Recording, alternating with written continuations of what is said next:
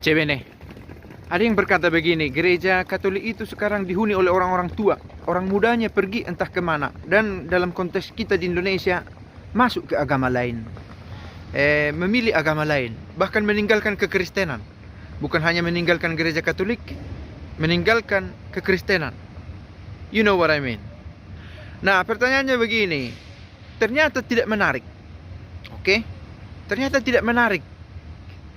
Pertanyaan kemudian, bagaimana supaya menarik? Iman itu dirayakan, dihidupi, dijalani. Menurut saya, bisa diperdebatkan upaya gereja untuk tampil muda justru menjadi tidak menarik. Ya, oh orang muda suka band, kita buat gereja itu punya band.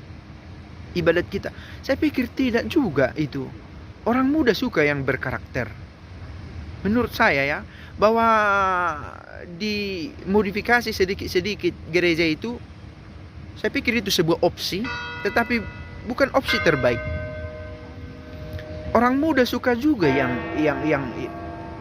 autentik, begitulah. Yang kusyuk, yang hikmat, yang asli. Nah, kalau dalam istilah orang muda, ketika gereja ingin menjadi sangat muda, menjadi cringe, lebay, atau apa istilah orang muda ya, bisa dibantu saya untuk menemukan istilah yang tepat. Katakanlah dekorasi-dekorasi, bahasa yang dipakai sama ketika seorang pastor yang dari generasi boomer misalnya, ketika berusaha mendekati orang muda dengan berlaku muda, menjadi di beberapa kesempatan menjadi cringe, dia menjadi begitu.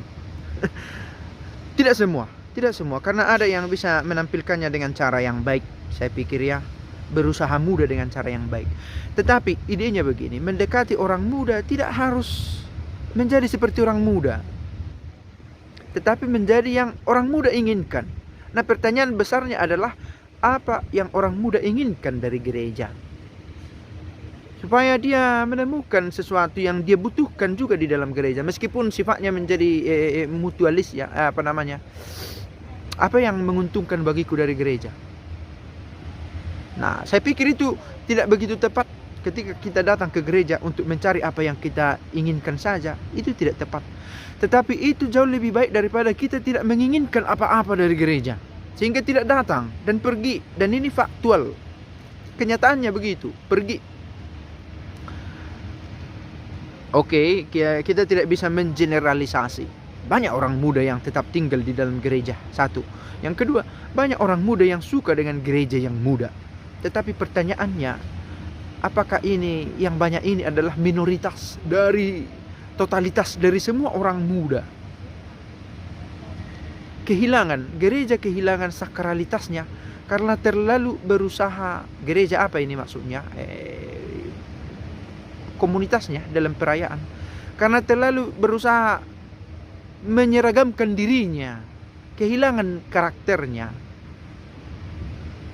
terlalu berkonformitas. Pokoknya istilah semua ini muncul. Tetapi mau mengatakan bahwa gereja dengan keantikan, keautentikannya, keasliannya juga memikat. Contohnya, mengapa orang datang ke sini, ke Vatikan ini? Bukan karena terutama orang beriman. Menurut saya bukan karena iman, karena antikitasnya, karena orang mencari keaslian, kesejatian. Oh, pusat Katolik itu di Vatikan. Orang datang, setelah datang ke sini, nothing happens. Tak ada yang terjadi apa-apa, kecuali karena ada refleksi lebih dalam lagi. Melihat patung-patung ini dari abad kesekian ini, obelisk ini dari abad ke-16. Orang muda tertarik pada keaslian yang berkarakter, menurut saya ya. Sekurang-kurangnya karena saya orang muda juga, dan saya menemukan itu sebagai daya tarik yang kuat. Nah,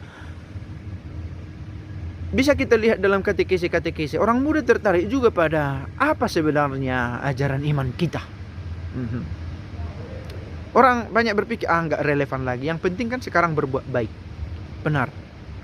Tetapi berbuat baik dalam versi gereja apa?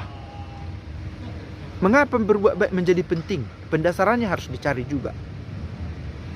Dan itu ditemukan dalam sejarah panjang.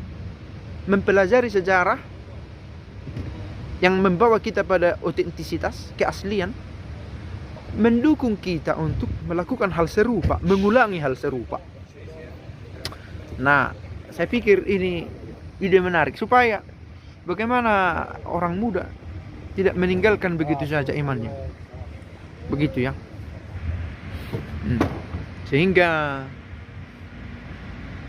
kalau meninggalkan iman merasa rugi, rasanya saya mengambil keputusan yang salah. Saya telah meninggalkan harta karun ini. Bukan karena melulu menemukan yang baik dalam gereja. Tidak semua yang ada dalam gereja itu, gereja institusional ini adalah baik-baik saja. Tidak semua. Luther merumuskannya dengan baik. Simul iustus et peccator. Gereja itu serentak, kudus, baik, dan pendosa. Nello stesso tempo.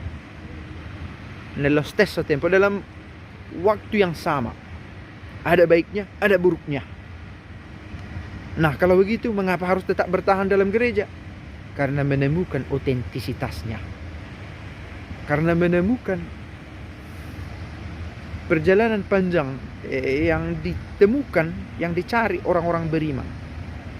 Dan kita ingin mengembangkannya lagi. Mengembangkan, menghidupinya. Tidak gampang saya pikir. Karena harus mencobanya terus dalam hidup. Dalam arti begini. Bagaimana berusaha menemukan keaslian gereja dan ada dampaknya dalam hidup. Bukan melulu soal teori semata. Saya pikir ini satu hal penting. Karena ada kecemasan orang muda. Itu sekarang ini gampang meninggalkan gereja. Mengapa? Karena dia tidak menemukan apa yang dia cari.